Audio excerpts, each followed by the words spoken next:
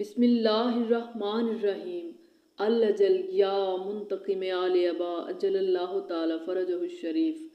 مومنات کتاب کربلا میں کچھ بچوں کے کردار ایسے بھی ہیں جنہوں نے اپنے ولی العصر علیہ الصلوۃ والسلام کی نصرت میں اپنے بچپن کو عذر نہیں بنایا، اور نہ ان کی مقدس ماؤں نے ان کے بچپنے کو عذر بننے دیا ہے، اور انہوں نے اپنے ولی العصر علیہ الصلوۃ والسلام کی بھرپور نصرت فرمائی ہے۔ ان بچوں میں سے 2 بچے ایسے ہیں کہ جنہیں یہ اعزاز حاصل ہے کہ ان کے والد ضعیف ترین انصار میں شامل ہیں اور وہ کم سن ناصرین میں شامل ہیں۔ ان میں پہلا معصوم ناصر جناب مسلم بن اوسجہ علیہ السلام کے فرزند عبداللہ سلام اللہ علیہ ہیں،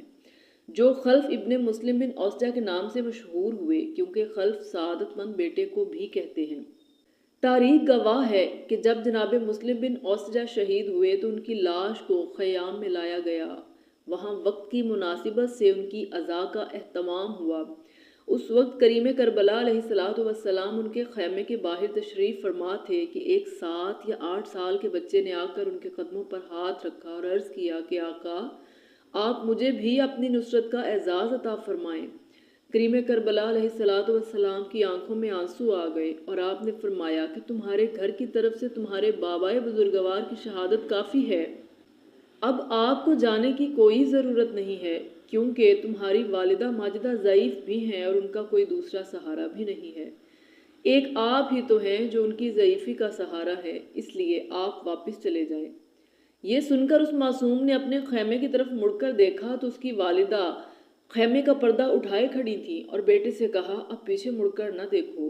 تمہارے باپ نے تو اپنی ماں کو سرخرو کیا ہے، مجھے تو تم نے سرخرو کرنا ہے۔ اس کے بعد شہنشاہ کربلا علیہ السلام کی خدمت میں اس نے عرض کیا کہ آقا، اسے میں نے خود بھیجا ہے، اسے آپ اجازت عطا فرما دیں، یہ مجھ پر احسان ہوگا۔ شہنشاہ کربلا نے اس معصوم کو اجازت عطا فرمائی تو اس کی والدہ نے عرض کیا کہ آقا،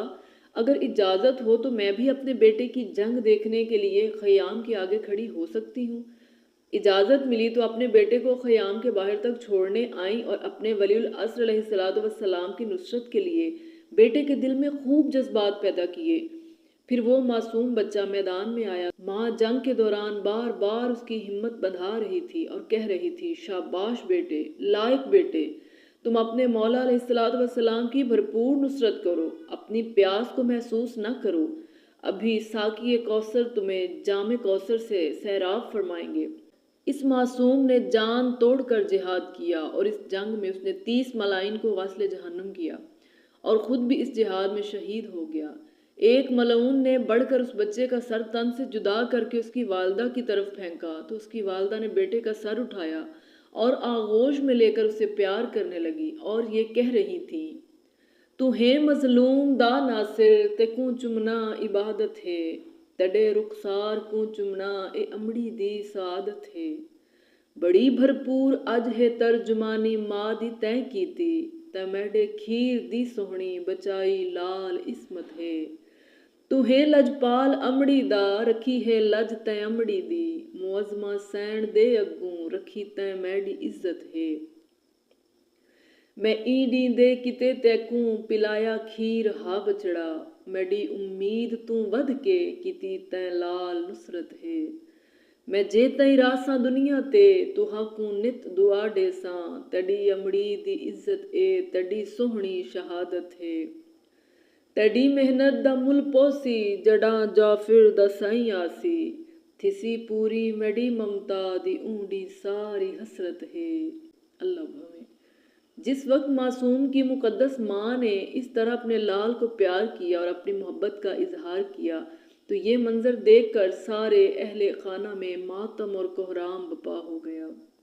آئیے ہم ان مظلومین اور اپنے محسنین کو دعا دیں کہ جس مقصد کے لیے انہوں نے قربانیاں دی ہیں